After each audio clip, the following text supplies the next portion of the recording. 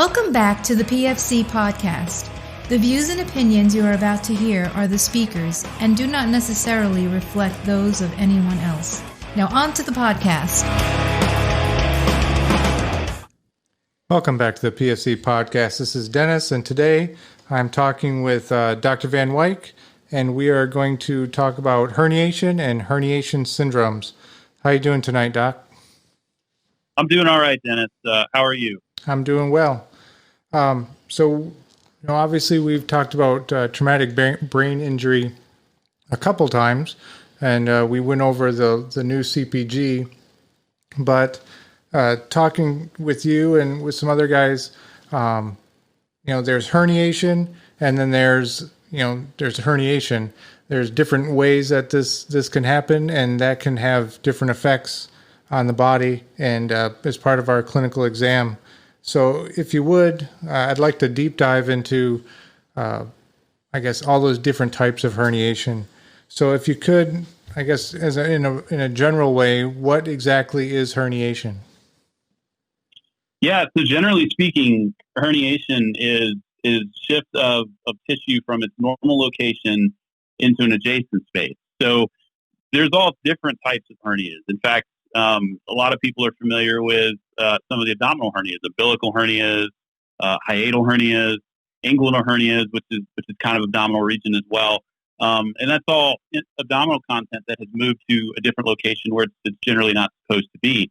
And in traumatic brain injury, for reasons that I will get into here shortly, the same process can occur, but because it's in such a confined space and there's not much room for that tissue to move around, especially safely, it can result in a very, very dangerous situation for the patient that puts them at high risk for death.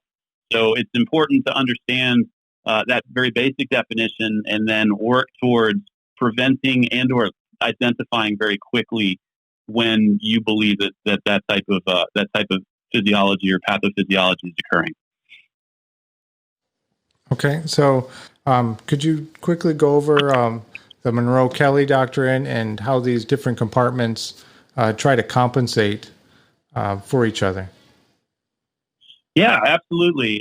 So Monro-Kelly is one of the basic discussions that we have, certainly whenever I talk about intracranial pressure and herniation syndromes. And basically what Monro-Kelly says is that the skull is a rigid enclosure, and that it contains three components that each have a fixed volume.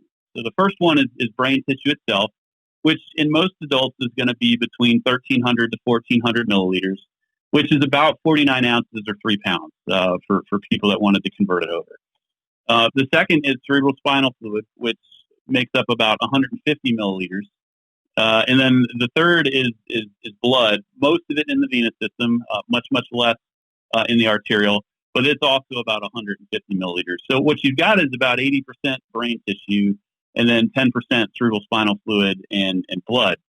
And the easiest way to think about this is, and I like to use this graphic when I talk about this, is if we've got three boxes, each side by side with the compartment representing brain in the middle, and then on either side, a compartment for cerebral spinal fluid and for blood. And there's faucets on either end of those.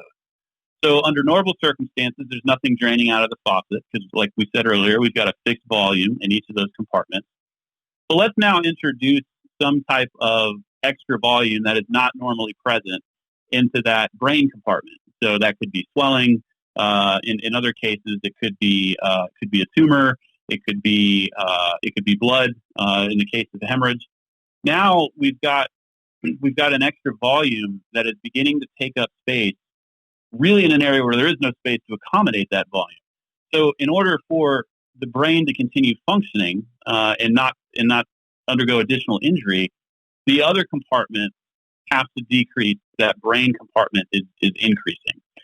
So the compensatory phase of this is, and again, imagine the faucets on the two ends there, is now we're opening those faucets and we're moving blood and CSF out of the intracranial compartment. So one of the reasons we talk about putting people into a neutral position in terms of their head while we elevate the bed. It's so that you can drain venous blood out of the intracranial cavity and into the neck and into the thorax.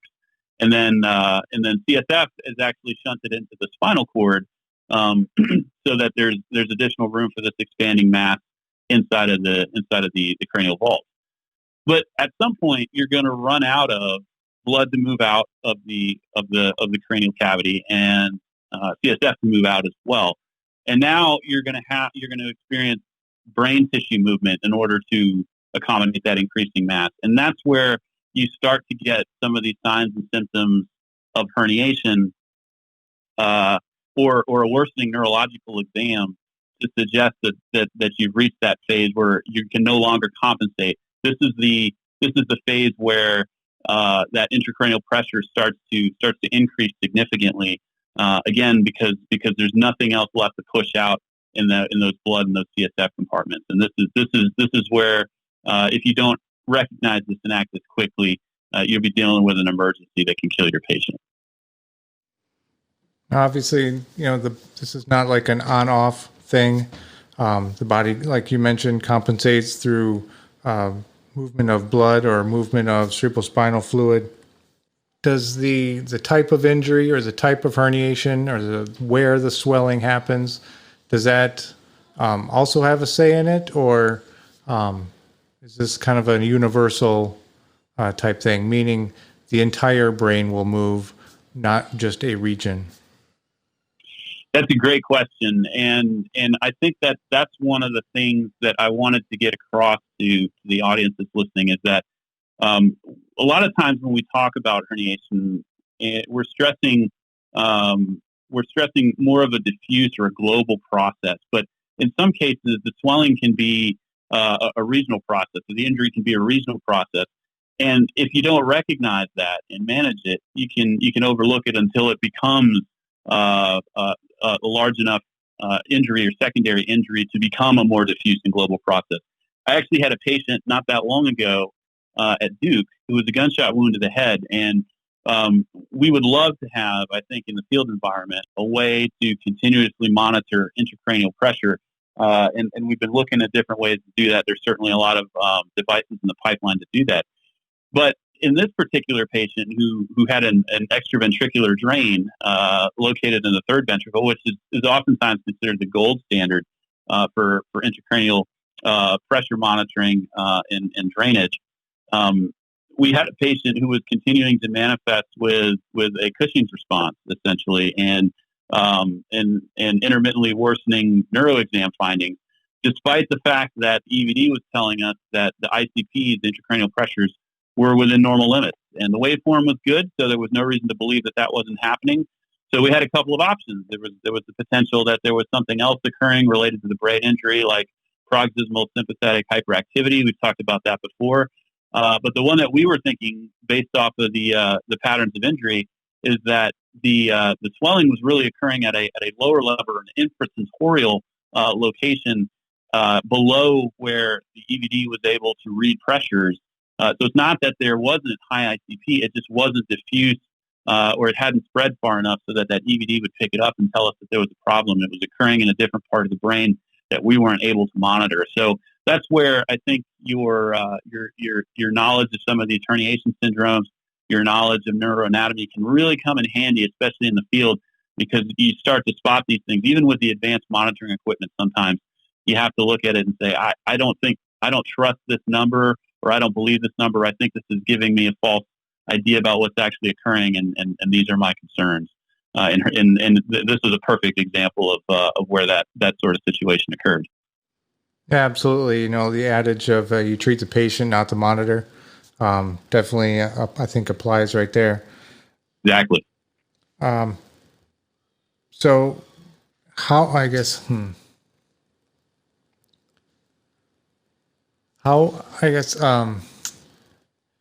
depending on the location of this herniation or the swelling or whatever defect is there, how are these herniations classified, or how are these defects classified? Yeah, so in the broad sense, we've got our intracranial herniations, and there's a couple different subtypes of those. The big ones being subfalcine herniation, what we call downward transtentorial herniation, and there's two types in there, lateral and central. And then the lateral type has an anterior and posterior subtype.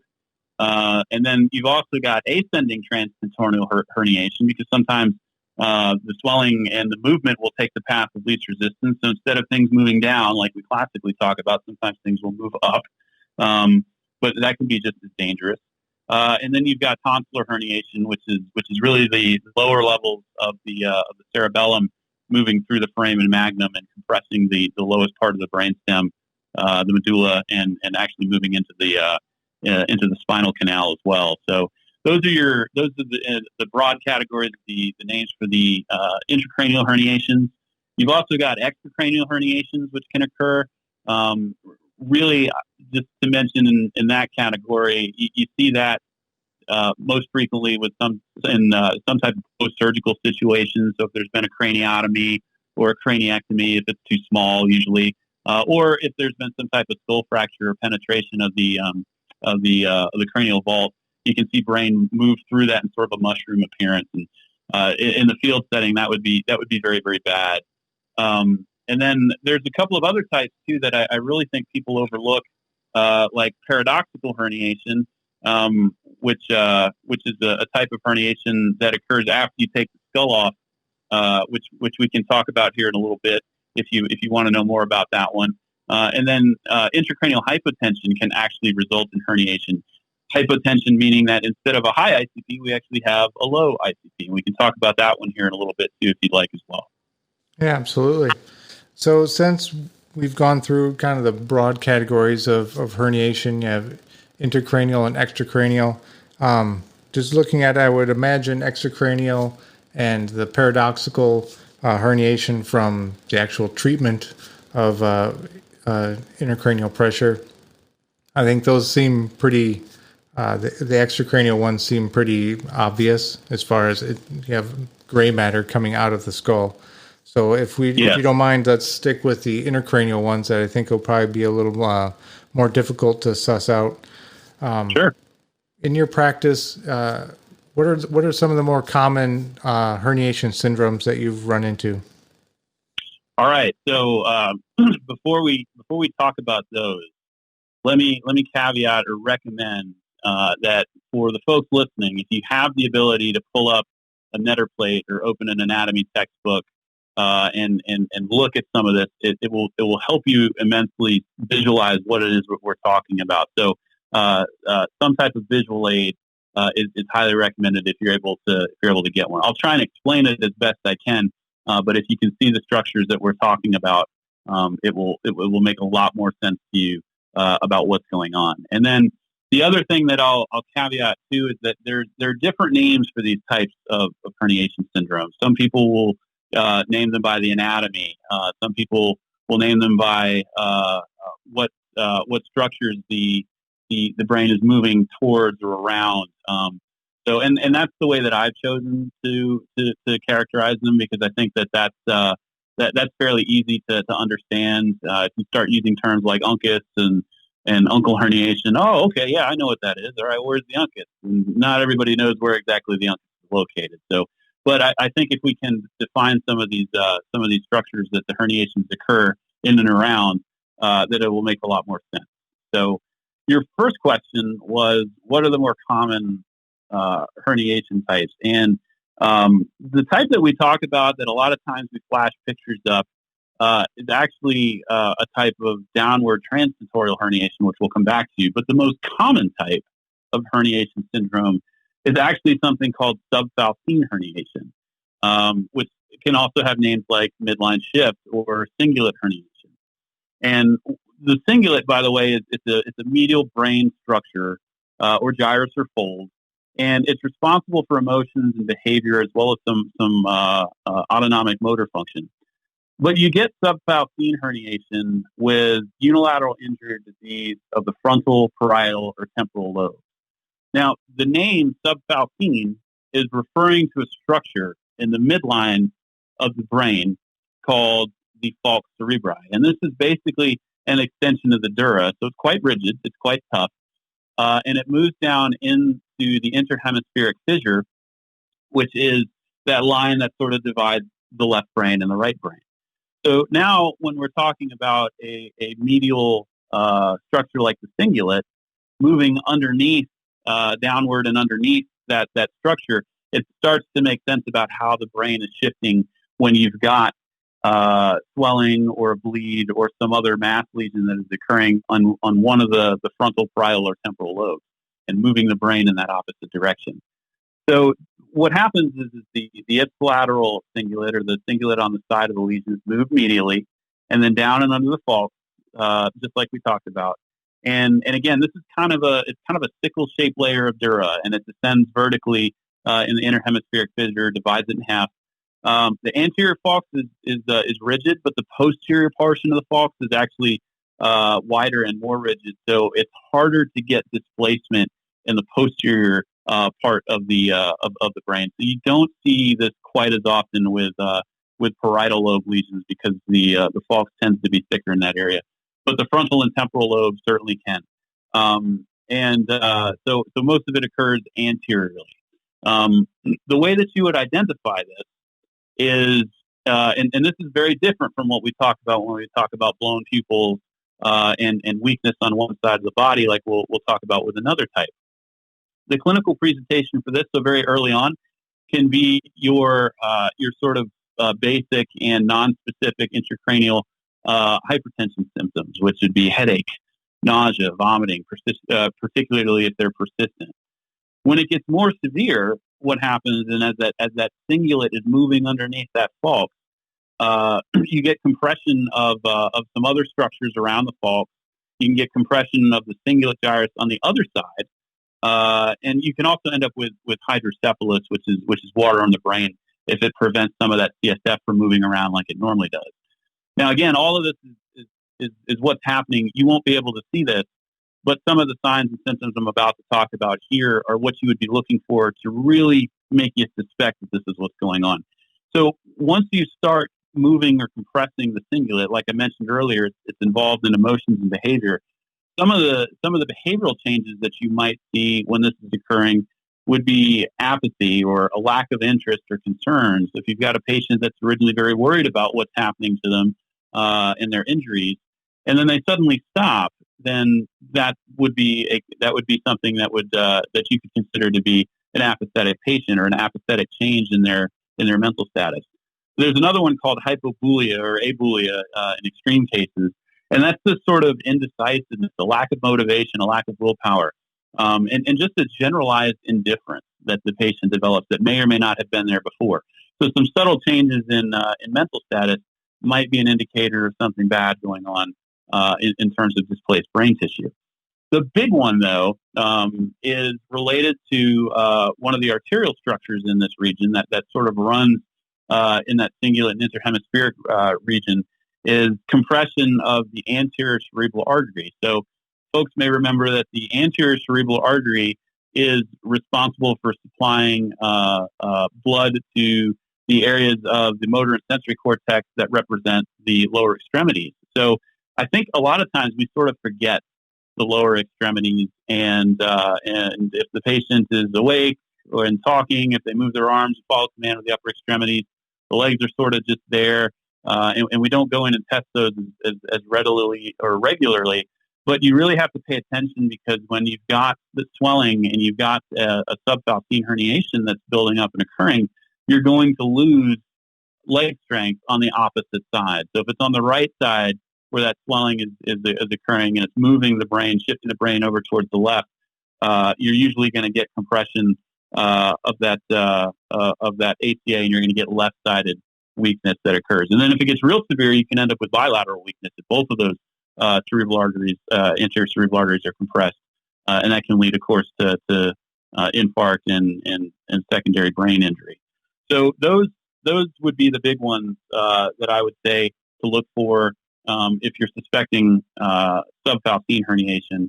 And occasionally you can get some other defects too. You can get a visual or motor hemi-neglect if the pericallosal artery, which is a branch of the ACA, is compressed or involved.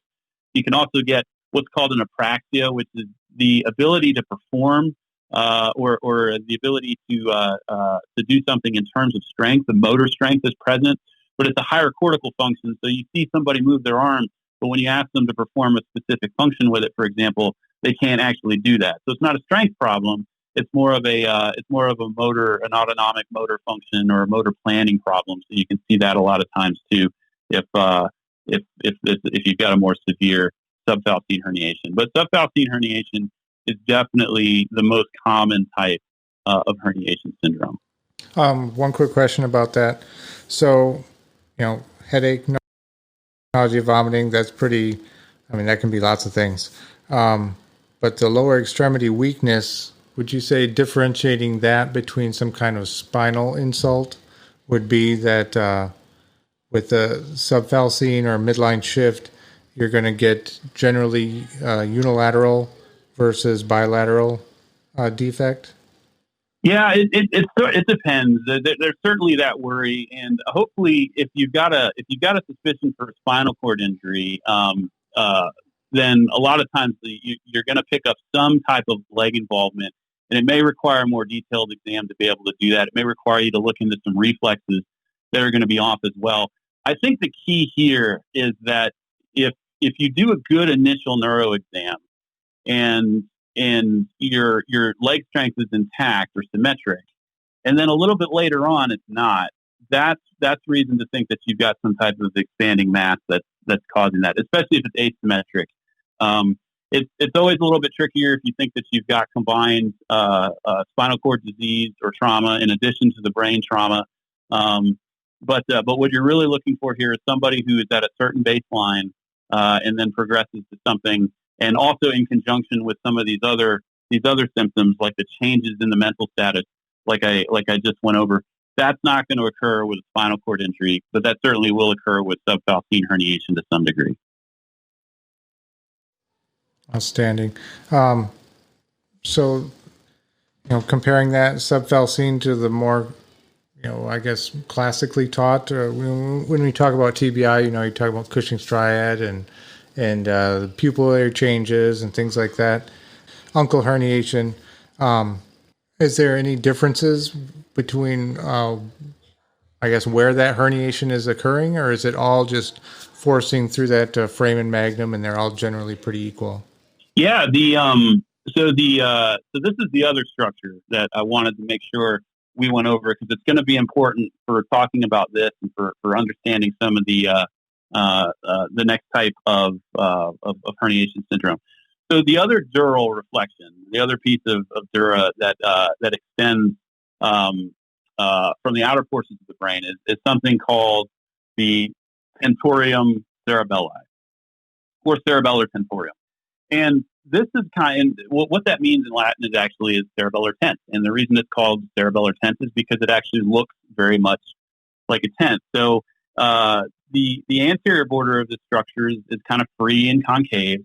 And it's attached behind by its convex border to the occipital bone and some of the ridges in that area there. And it also encloses the transverse sinus, which is some of the veins in the back of the cranial vault as well.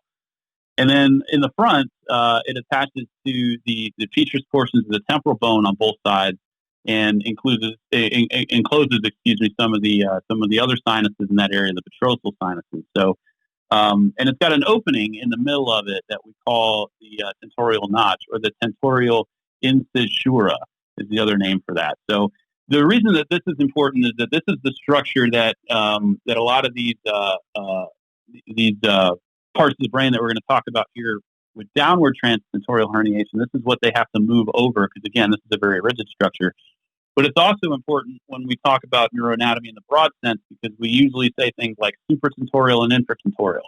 And that's what that's referring to, is the structure, the tentorium cerebelli.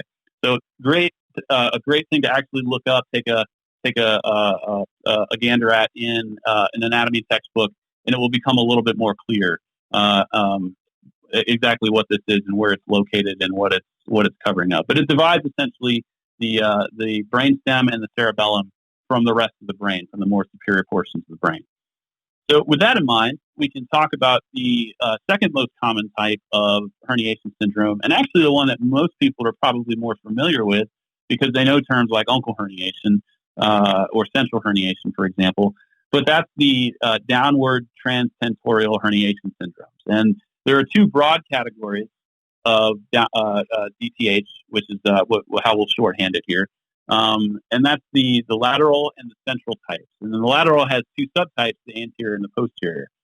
And for the lateral hernias, what we're talking about is, we'll start with the anterior, which is your uncle herniation. So basically, you will get something like this from a unilateral supratentorial lesion in what's called the middle cranial fossa. So you get inferior and medial movement that pushes the uncus, which is one of the more anterior portions of the temporal lobe, over the free edge of that tentorium cerebelli, and it begins to compress the adjacent brainstem, primarily the midbrain, and then some of the cranial nerves in that area.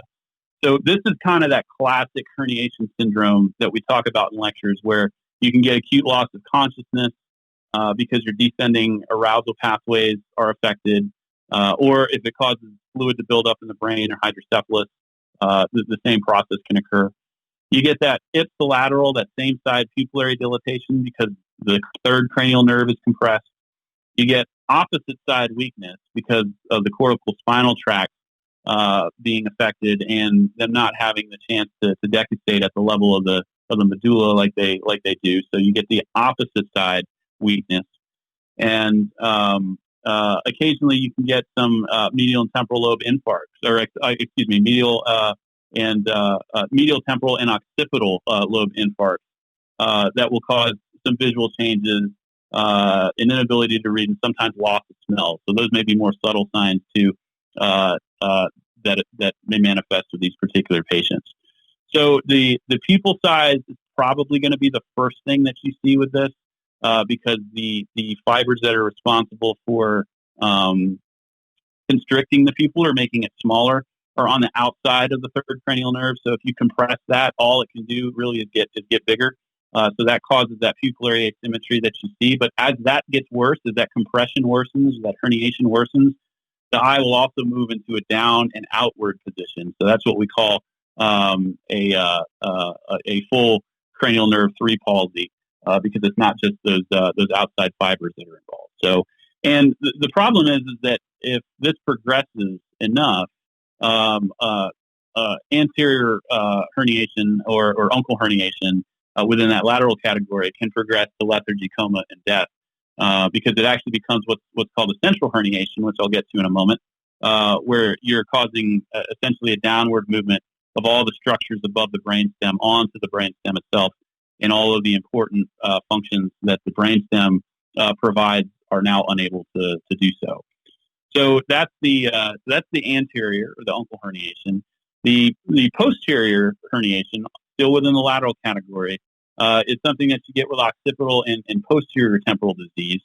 I don't see this one quite as often, but essentially what happens with this is a portion of the temporal lobe that's a bit behind the uncus, called the perihippocampal gyrus, is pushed down into that tentorial notch that we talked about, the tentorium cerebelli, and it displaces and rotates the brainstem itself. Now, this is interesting because it produces something that is known as Parinaud syndrome. So I'm about to talk about something that is very, very neurology, and it's typically on board exams for neurologists. And it's probably something that most people have not heard of, but you can get this, and essentially the major components of a Parinaud syndrome, or that compression of the brainstem, is an upward gaze palsy, which is the most common. So you'll see people look down. They have a preference for downward gaze, and this is what we call the setting sun sign. So if they can't look up and they prefer to look down and have that setting sun sign, that's that upward gaze palsy. And then you can get what are often described as irregular oscillations of the eyes, particularly when they try to look up. And then you can get something called a light-near dissociation, which is you don't get good constriction or change in pupil size when you're using a light, but if you use near and far objects, the pupils will change in size when you're looking at faraway objects versus closer up objects. You will continue to have or see that change in pupil size that you're not getting anymore with the light. And then the last one is what we call Collier's sign, which is a bilateral lid retraction as well. And this is all related to cranial nerve and cranial nerve nuclei deficits that occur with Perinaut syndrome. So that is you get less compression, I should say, to or add of the oculomotor nerve and the posterior cerebellar artery the way that you would with an anterior or an uncal herniation. So you don't see those as often, but this series of symptoms called Perinaut syndrome in a TBI patient could be indicative of that lateral category posterior herniation.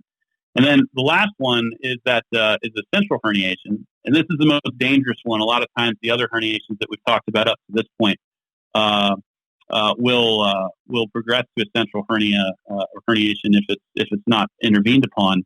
And this is a descent of the diencephalon. The diencephalon meaning it's a group of structures that usually encompasses the thalamus and the hypothalamus. But the descent of that structure onto the midbrain and the pons. And you'll usually see this with bilateral supratentorial disease, so both sides, injury on both sides of the brain, with midline masses, with real severe brain edema or hydrocephalus. And like say, if you've got one of the other hernia types and syndromes that progress unimpeded, you can end up with a central herniation as well. So this can end up manifesting as posterior cerebral artery infarcts, which will usually affect vision. So it usually cause some type of visual field cut.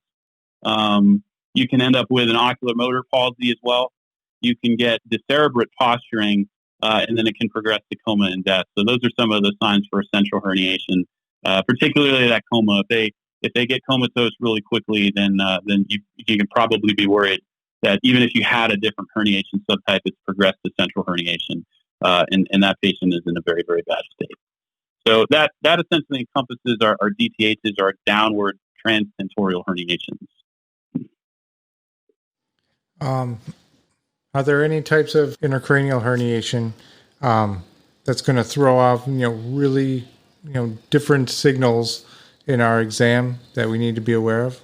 Yeah. So in addition to the kind of the unique findings that I described with each of the previous ones, the only other two, or really three types of intracranial herniations that we can think about are going to be what's called ascending transtentorial herniation. Excuse me.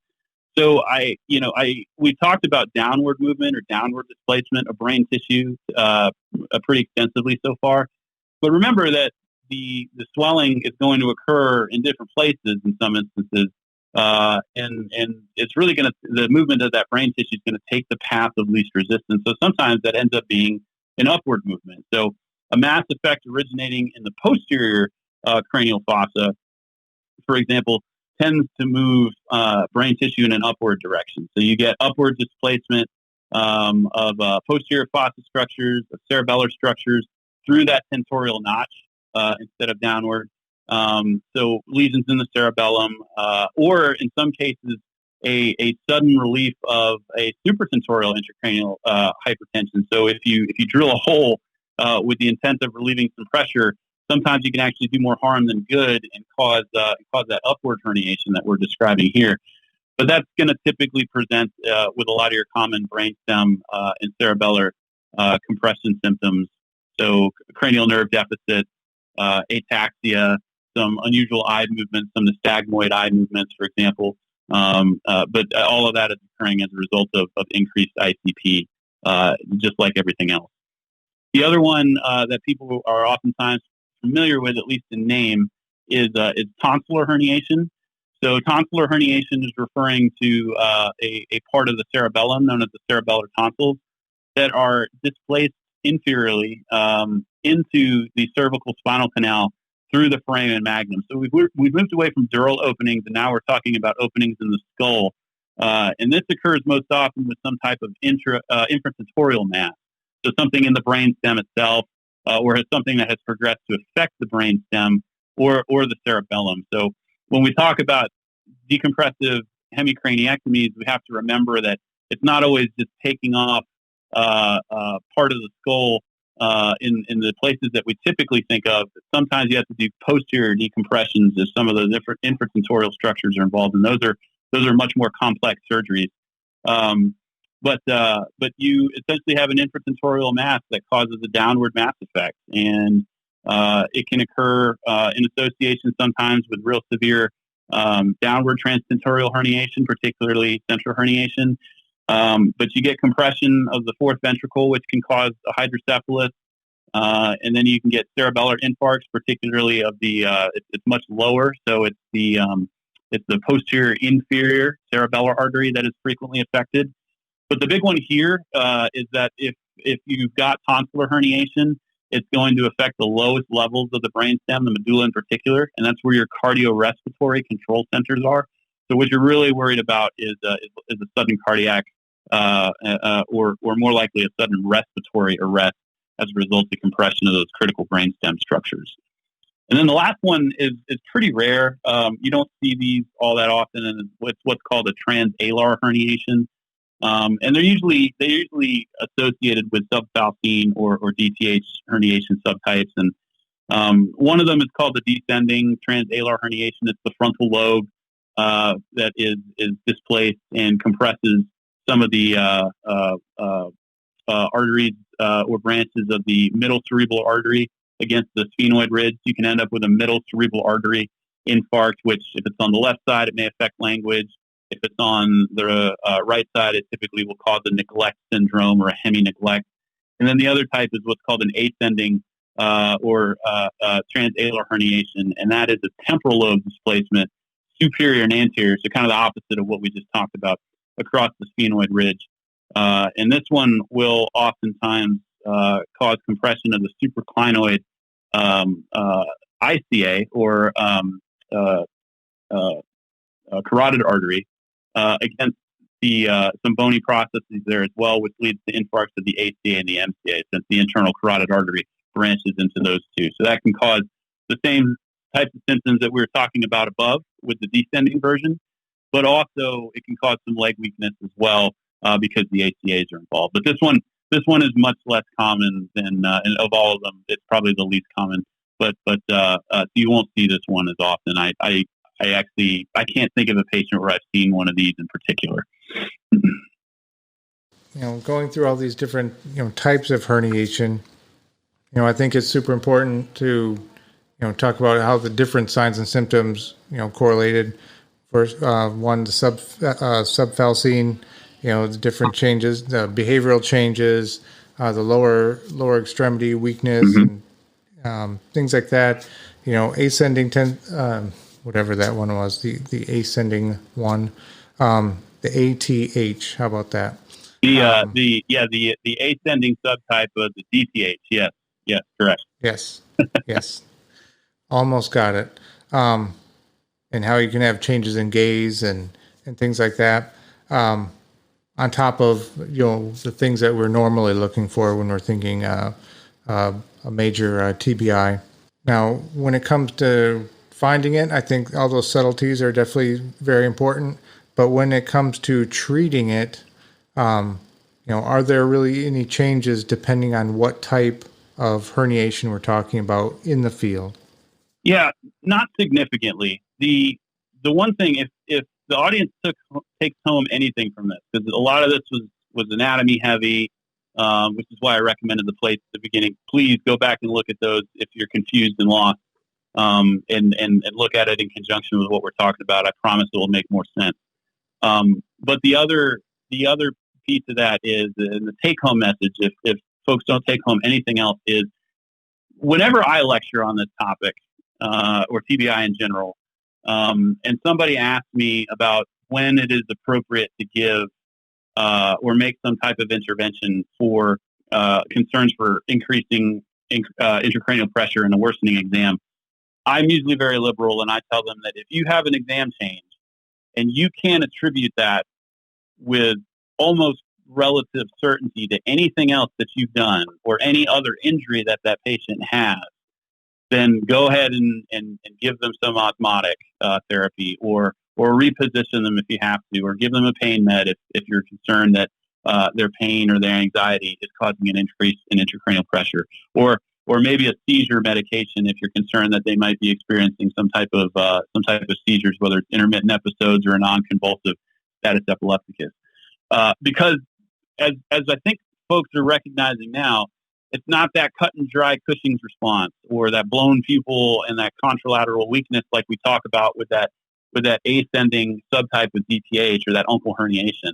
Now we've got Paranoid syndrome with the posterior types, and we've got all that we talked about with the subfalcine herniation. So when in doubt, if you think that it's an intracranial pressure problem and that brain is not able to accommodate that additional pressure, then go ahead and make your intervention because if you get to those stages with blown pupils and Cushing's triad, then a lot of times you're already behind the curve and you're rushing to catch up and save that patient's life. So it's all about recognizing trends. It's all about recognizing changes in the exam, sometimes very subtle changes. But those are the types of things that you can pick up and really make a difference when you have the opportunity to do so. But going back to your original question, is there a major change in any of the guidelines that we presented so far in terms of treatment for these patients, considering now that we know a little bit more about the different subtypes or different types of categories of cerebral herniation syndrome? No, it's more about knowledge and empowering individuals to look for these types of things and to make interventions sooner rather than later. Yeah, definitely opening the aperture of the types of signs and symptoms that you could find that can lead you towards, hey, this could be an ICP issue versus, explaining away some kind of finding because of medications or, a spinal injury or, whatever else comes into your head. But always keeping that, that ICP issue, especially when you know that they have a head injury of some kind. But you mentioned osmotic therapy when it comes to treating TBIs or herniation, increased ICP. But you generally, the intervention that's talked about first, I guess, is like your first line try there is some kind of hyperventilation or positioning. In your experience, how well does hyperventilation actually work? So the answer is it depends. And I think you're absolutely right to start off when we say that a lot of times, a lot of people talk about word associations and buzzwords, right? And I think one of the things that immediately jumps into somebody's mind when they hear about herniation is hyperventilation. And that's because for a long time, that was one of the things that we would do. And it's not that there's not a role for hyperventilation. You just have to know the limits of that and what it is that you're actually trying to do when you're hyperventilating a patient. So in general, as a reminder, our goal is to keep the PaCO2 between 35 to 45 millimeters of mercury. If you end up hyperventilating the patient and lowering the PaCO2 below 35, that's what we call therapeutic hyperventilation. And we know that continuous hyperventilation is of no use. So you can't do that for long periods of time and get a good effect. One, it will vasoconstrict and it can cause strokes. So now you're just causing secondary brain injury and making the situation worse. But the other thing is that the cerebral arterioles progressively dilate and return to baseline diameters within about 24 hours. So even when the PaCO2 is maintained at a lower level, you're not gaining anything after a while. So it's just not helpful to do that. And you have to consider the effects that you have potentially on bicarbonate ions that might buffer cerebral acidosis and how that can potentially be painful as well. So continuous hyperventilation, definitely not. Intermittent hyperventilation, the reason that you would do that, and some people have moved away from this because now we're able to give osmotic therapy so quickly. We've talked about giving it through peripheral lines if we don't have central access, which is traditionally how it's been given, or even IOs, since we've demonstrated that that's safe, effective, and rapid in its therapeutic effect. So some people have decided to just sort of nix hyperventilation from their guidelines at all. But if you were going to use it, and it would be effective for a short period of time, if you were going to use it, it would be as a bridge to something else. I don't have 23% or 3% or whatever hypertonic solution I've got available ready to give right now. What's something that we can do to temporize and get some of that pressure down and stop that herniation while I get that therapy on board? Well, that would be that hyperventilation, but you're probably going to want to stop that as soon as you get the therapeutic effect from your osmotic therapy. The other situation would be if you are a couple of minutes out from a surgeon and you know that they have the capability to do something like a decompressive hemicranie. That would be an appropriate time to hyperventilate for 15, 20 minutes or so, because you're right outside the door of an OR with somebody who's going to be able to take care of that patient. Other than that, you're really risking causing additional damage and making the situation worse by continuing to hyperventilate or by throwing it in there multiple times. And then the other situation, or the other thing to consider too, is that because of the autoregulatory deficiencies in the reduced cerebral blood flow in the first 24 hours after TBI, I generally tell people, and the textbooks will back me up on this too, and the other experts will tell you that you really should try to avoid hyperventilation in the first 24 hours, because when you vasoconstrict, you're just going to reduce cerebral blood flow even further in somebody who's already experiencing that as a result of the acute phase of their injury. Yeah, I guess the way I was thinking about it and how I thought to incorporate it into what I do is using hyperventilation as more of a test to find out if the patient will respond at all. I've had a few patients that they would not respond to anything, and it's kind of an indicator. They're not responding to hyperventilation. They're not responding to positioning. I only have a couple of vials of some of osmotic therapy. How many of those am I willing to use on this patient who is continually progressing worse? I guess, what do you think about that? Yeah, so that's always the tough part about what folks in the audience have to do. What we have to do as clinicians is, especially in a resource limited environment, is try and figure out, who is worth dumping our limited number of resources into, or could we end up using everything on this individual? And is that the right thing to do if their injury is so severe that they're probably not going to survive?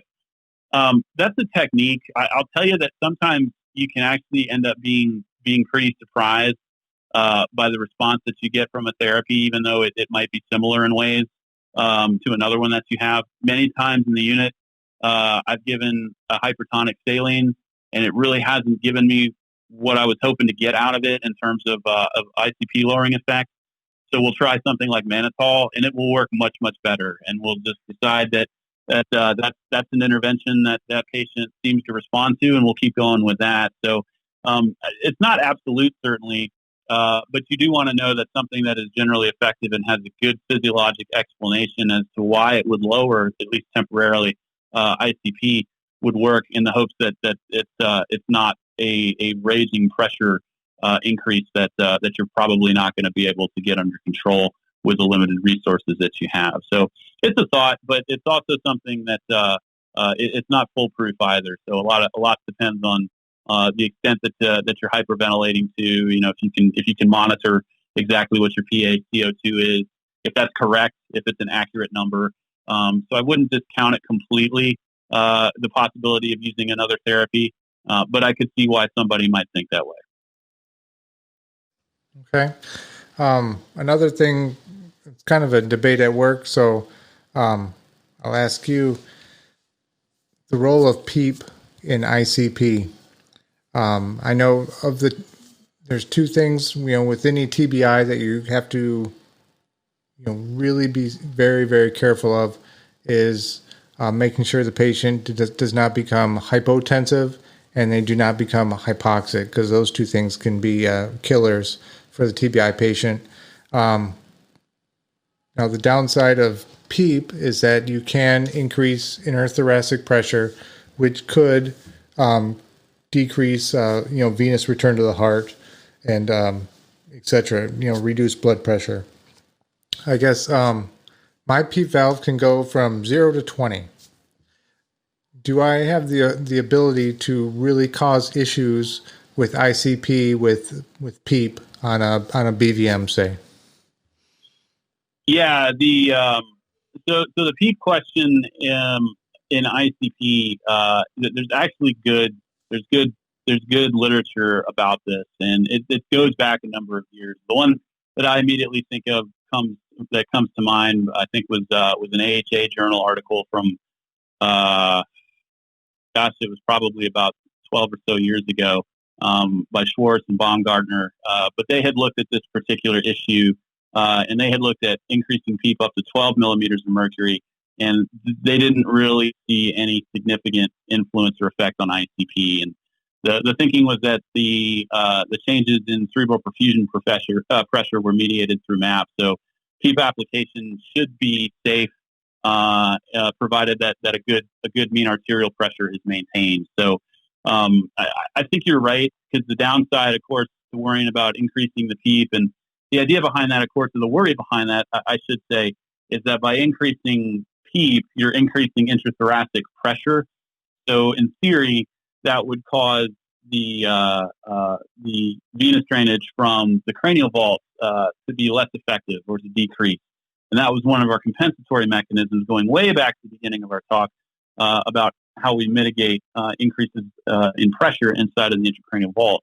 But it just doesn't seem to be the case, like, say, as long as your blood pressure is maintained. And really, a lot of the more modern tech too, and sources will say that up to 15 is actually acceptable and okay to use in a TBI patient. So I wouldn't worry too much about increasing PEEP. I would worry more about, if I need PEEP in order to recruit lung and to improve oxygenation, that decreased oxygenation would be a bigger problem in a patient with severe brain injury, because we know that hypoxia can increase the risk of death in a patient twofold that has had traumatic brain injury. So that would be my concern, and I'd be much more worried about that than increasing the PEEP to the levels that we typically increase it to.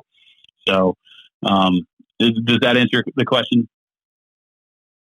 Oh yeah, absolutely.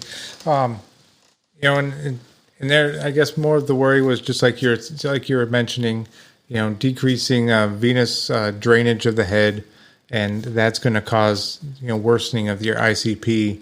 But I would imagine, as long as you're keeping your blood pressure high, your goal of maintaining oxygenation, I would think, is going to outweigh the risk, I guess, for ICP, knowing that if they become hypoxic, their chances of death, go up drastically. That's correct. I would imagine if you're that worried about ICP, then maybe you need to do a treatment, such as osmotic therapy or something like that, and not necessarily worry about changing your PEEP. That's correct. I would not worry about PEEP in the ranges that we typically apply it as a major influence on ICP. Okay. So we definitely hit anatomy pretty hard. Oh yeah. So I know I'm going to have to look up all of this stuff again, but. Is there any other things that you think we should add?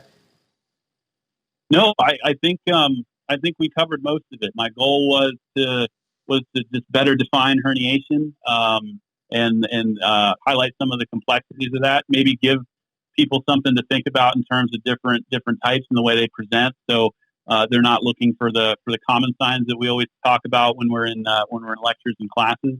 And hopefully that makes people a little bit better at observing their patients, and they'll be able to pick up something going wrong a lot sooner than they might otherwise have.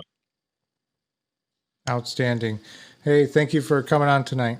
Thanks, Dennis, for having me. It was a pleasure to be on. That's it for today's podcast. Be sure to go to our website, www.prolongfieldcare.org. Find us on Facebook, YouTube, Instagram. Subscribe and stay on the bleeding edge of combat medicine. This is Dennis for the PFC Podcast. Out. Boy, it's waiting there for you.